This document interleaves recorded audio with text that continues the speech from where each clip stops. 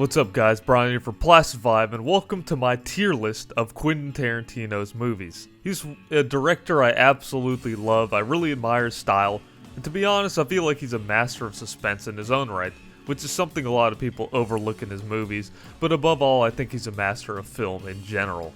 As with all of these tier lists, I'll be ranking each of his films between ranks S and D, S being amazing, masterpiece level almost, and D being not so much. Just to note that I've seen every single one of his mainstream movies except Death Proof, so I put it under the have not seen category. As with all tier lists and lists in general, these are all my personal opinions and personal tastes. So with that being said, I also love to hear what you guys think. What do you guys agree with? What do you guys disagree with? Which movies would you put at the top or the bottom? Let me know. I'd love to hear it. But without further ado, let's get right into this. First up, we have Quentin Tarantino's very first movie, Reservoir Dogs. As a directorial debut, it's absolutely incredible. The script, the characters, and the acting are all top-notch. The film follows a group of criminals after a failed heist attempt, with the overarching idea that one of them is a traitor. As a cleverly written bottle film, Reservoir Dogs is able to accomplish this cat-and-mouse game of trying to figure out who the rat really is. Even as his first film, it's able to show off some of his quintessential dialogue and witty writing. As much as I do like the film, it does fall victim to some small pacing problems, but really I can mostly only say really good things about the movie. Everyone's at their prime, and there's definitely some iconic moments throughout and great twists as well. With that being said, I'm going to be putting this as a high B tier for me. Next up, we have Pulp Fiction.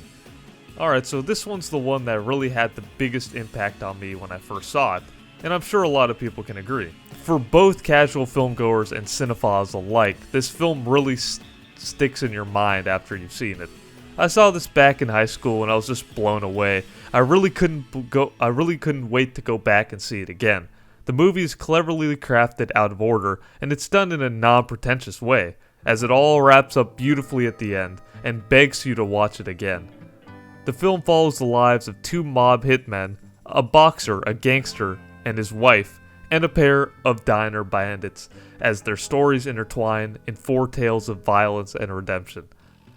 The characters are some of the most iconic in film history. Even to this day, people still reference Vincent and Jules, among many other quotable scenes throughout. Not only is it really well directed and shot, but also combines everything you'd want in a movie-going experience.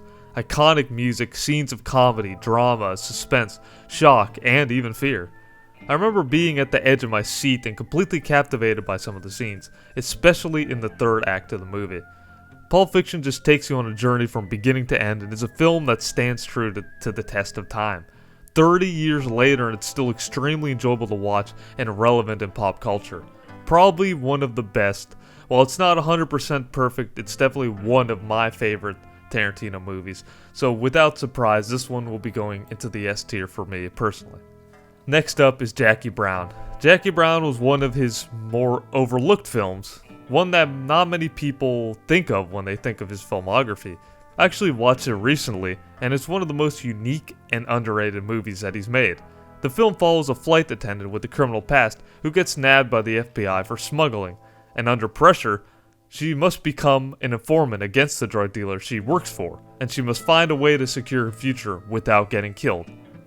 Tarantino trades in the hyper-violence of his typical gangsters and criminals and replaces it with some of his most human and normal mundane characters. This is one of the best parts about Jackie Brown. The characters feel so real and normal, apart from maybe Samuel L. Jackson's character. They aren't these super cool and calculated gangsters, but rather Pam Grier, Robert De Niro, and Robert Forster play some of the most grounded characters we've seen from him, even if they are engaging in criminal activity and in the face of danger. While it isn't the most action-packed or fast-paced of his movies, there's something charming and captivating about this small heist film. I would definitely put this in between A- or B+ if I could. While it's not my favorite Quentin Tarantino movie, I definitely enjoyed it throughout, so I'm going to be putting this as a high B tier, so B+. Next up, we have Kill Bill Volume 1 and Volume 2. Since Kill Bill is split into 2 volumes and it really is just one really long 4-hour movie, which I can't really choose which one's better because it is one long movie, I'll be rating these together as just one movie. While Kill Bill is known for its hyper-violence and gritty style, it actually has a lot more heart than meets the eye. Kill Bill follows the story of the bride played by Uma Thurman. After she, her fiancé, and basically everyone she knows is gunned down in front of her very eyes by a group of assassins, which she was once part of, she must enact her revenge by tracking down and killing each of them one by one. It's a brutal and gripping revenge story, and while on the surface it's simple enough, Tarantino provides his writer's flair to make the story more meaningful and heartfelt. One of the things I love about Kill Bill is the different visual styles that are used throughout. The screaming sirens when the bride meets her foes, the animated portion of the film where she retells the origin story of one of her assassins, to the black and white bloodbath that occurs in a restaurant. Uma Thurman and the cast do an excellent job, and the soundtrack is used so masterfully and beautiful to sell the tone. The 2 films take you on a long, relentless journey of revenge, one that is both messy and complex, along with heartbreaking, all at the same time. The ending sequence is a stroke of genius as the final foe is fought not with weapons, but with words, a bittersweet end to her tangled tale. Kill Bill Volume 1 and 2 are definitely 2 of my favorite Quentin Tarantino movies. I will be putting them in the high A tier bordering on an S. Next, we have Inglourious Bastards, Tarantino's gritty take on Nazi-occupied France during World War II. The film follows a group of Jewish soldiers known as the Bastards as they plot revenge against the German regime. As gory and over the top as the film can be, it's actually one of his more slower-paced films. It's a slow burn in every sense of the word up until its explosive climax. In my opinion, Inglourious Bastards has one of the most suspenseful and nerve-wracking openings in film history. It's a bold claim, but I do mean it. Tarantino is quite the master of suspense. The exchange between the village family and Colonel Londa, played by Christoph Waltz, is not only haunting but extremely calculated. I remember not being able to look away from the screen as the scene slowly and painfully reached its climax. There are several memorable characters, particularly Christoph Waltz's character, Colonel Londa, as I just mentioned. But for me, honestly, they don't stand out as much as his other works. With that being said, there are several brilliant scenes throughout the movie. Overall, Inglourious Bastards is a solid entry to his catalog and stands out as another unique take on history, which we will revisit in Once Upon a Time in Hollywood later on. For me, I'd put this up at a high B tier bordering on an A. Next, we have probably one of Tarantino's most controversial films, but one of my favorites, Django Unchained. It tells the story of a freed slave and his journey to rescue his wife from a vile plantation owner.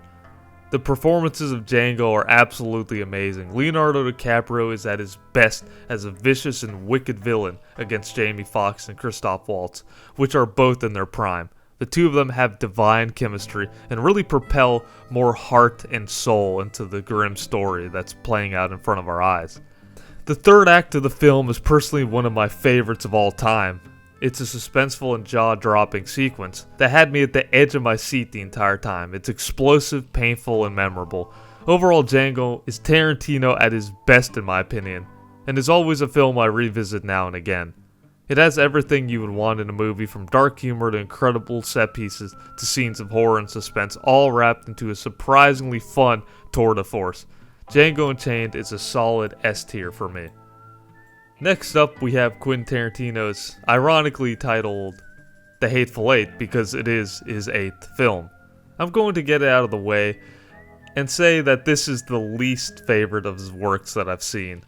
With that in mind, it's not a bad movie by any means, but the problem for me is that the film failed to make a lasting impression on me. I watched it way back when, and none of the characters stuck with me or had the same charm that many of his other films did. The movie is a bottle film that revolves around a bounty hunter and his prisoner finding shelter in a cabin filled with several interesting and wicked characters. While the twist of the film is clever and the writing is solid, there was just something about it that failed to resonate with me. It didn't stick with me like his other movies, and it's not nearly as memorable.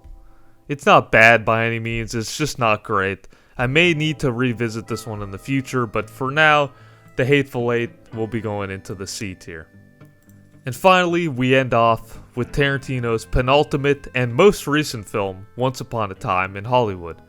As a sort of love letter to Hollywood, the movie focuses on a faded television actor and his stunt double as they aim for success in classic Hollywood. This is set on the backdrop of actual events, or rather the murder of Sharon Tate by the Manson family, or rather a retelling of that tale in Tarantino fashion.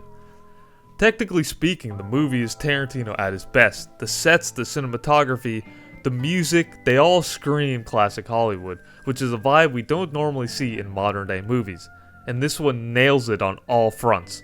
You can tell that Tarantino is pulling back to the years of an age in Hollywood that no longer exists, which is a really nice subtext to the actual story that goes on.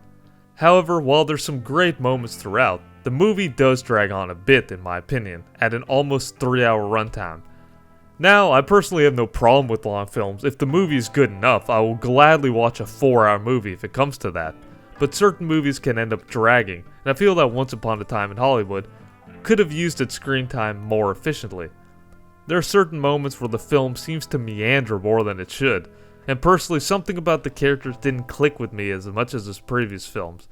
The leading stars do a good job, but the characters are not interesting enough to sustain the slow-paced burn. And my final gripe is the ending. It's a small gripe, but personally, I felt it was a bit too cartoonish and made more for the shock value rather than anything else. I have no problem with Tarantino's over-the-top violence and scenarios. I'm used to it by now, but this is one that I personally felt like it was a little forced at the very end. With all that being said, I do like the movie. It's solid overall and well written. While I wish I would have liked it more, it was a fantastic look into old Hollywood and Tarantino's alternate history on the Sharon Tate murders and the Manson family. This is just enough to land Once Upon a Time at a low B teetering on a C. So I'm going to be putting it right here.